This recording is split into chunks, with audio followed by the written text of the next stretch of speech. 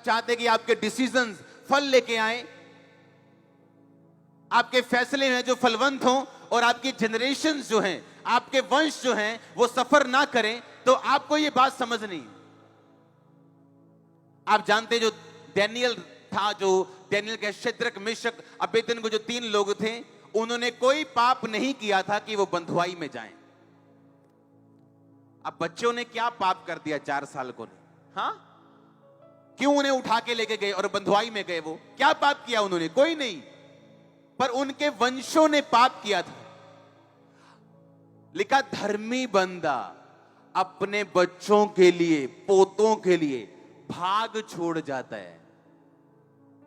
Property, पैसा, सुनो, हां, अच्छी चीजें, अच्छा नाम, जो पैसों से भी, इत्र से भी ऊपर है। आप अपनी जनरेशन के लिए क्या छोड़ के जा रहे हो? डैनियल और उसके 3 साथी, उनके वंशों ने, उनके बाप दादाओं ने परमेश्वर से विरोध किया, पाप किया, व्यभिचार किया, मूर्ति पूजा की, और अपने बच्चों के लिए बंधुआई छोड़ गए। वो आज कलीसिया में कुछ लोग बीमार हैं, अपने पाप की वजह से नहीं, अपने बाप दादाओं के पाप की वजह से। आज कुछ लोग गरीब हैं, इसलिए नहीं कि वो उन्होंने पाप किया, बाप दादाओं के गुनाहों की वजह से। अब एक काम कर सकते हैं, अगर बाप दादाओं के गुनाहों की वजह से हम फंस गए, तो जिस तरह डैनियल ने फिर परमेश्वर से मेल मिलाप किया था और अपने कर्सेस से वो आजाद हुआ था, बावजूद इसके कि कोई भी सर्कमस्टेंसेस उसकी लाइफ में थे, कोई भी परिस्थितियां थी, विरोधी घर पे था, तो भी फलवंत हुआ, ब्लेस हुआ, आजाद हुआ। वैसे ही आपके साथ होगा जब मेल मिलाप होगा परमेश्वर के साथ। तो आज आपको ये बात समझनी, जब मेल मिलाप हुआ तो वो सब ब्लेसिंग्स वापिस आई डैनियल की लाइफ में, जो उसको बंधुआ बना के ले गए थे। अच्छा जीवन नहीं होता जब आपको पुराने समय में बंधुआ बना के लोग ले जाते थे। आपको खाना भी उनकी मर्जी से, पीना भी उनकी मर्जी से, उठना भी उनकी मर्जी से। अपने खुदा को आप मान नहीं सकते, अपने प्रभु को मान नहीं सकते, अपने परमेश्वर के त्योहारों को मान नहीं सकते। सब कुछ उनकी मर्जी का होता था। और डैनियल एक बात जानता था कि अगर बाप दादाओं के गुनाहों की वजह से मैं फंसा हूं, तो परमेश्वर मेरे धर्मी होने के कारण, जो तेरे अनुग्रह से मैं हूं, मुझे छुड़ा, और वो छुड़ाया गया। आपने फैसला करना है कि अगर आज आप मेल मिलाप प्रभु के साथ करते हो, तो आप ब्लेस नहीं होंगे, आपके साथ आपके बच्चे, आपके पोते, आपकी जनरेशन भी ब्लेस होंगी।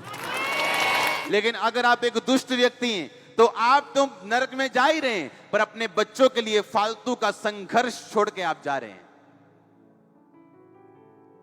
मत पैदा करो उन चीजों को जब आप परमेश्वर से दूर हैं। तो अगर हिजकिय्याह नबी उस समय बच्चा पैदा करता है जब वो प्रभु से दूर था, तो बच्चा कैसा पैदा होता है? ऐसा मनश्शे नाम का बच्चा पैदा होता है, जो इजराइल के राज्य में, इजराइल के इतिहास में आज तक का सबसे बुरा राजा था। मेक श्योर आपका कनेक्शन प्रभु के साथ है। मेक श्योर आप जेलसी रखने वाले, नफरत करने वाले, प्लॉटिंग प्लानिंग्स करने वाले लोगों में से नहीं है।